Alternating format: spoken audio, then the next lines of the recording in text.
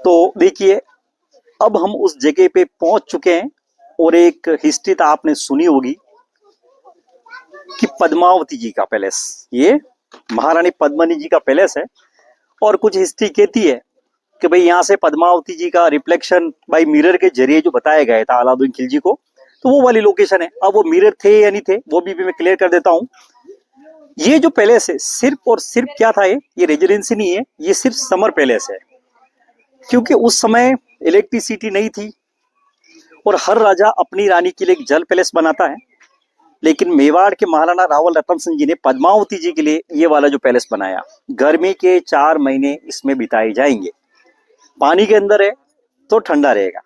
इसमें आना जाना बाई बोट से होता था पहले यहाँ पे, लेकिन बाद में रियासतों का एकीकरण हुआ, अलग अलग इतिहासकारों ने अलग अलग अपनी दंत कहानी लिखी है, लेकिन जो यहाँ पे शीशे लगे हुए थे उसका कहीं अस्तित्व नहीं है और मिरर हिस्ट्री के अंदर कहीं नहीं है। क्योंकि पद्मावत मूवी का जो शूट हुआ उसके बाद अलग अलग विरोध चला, अलग अलग इतिहासकार की बुक्स को पढ़ा गया, लेकिन कहीं पे भी यहाँ पे शीशे का जिक्र अपने को नहीं मिला।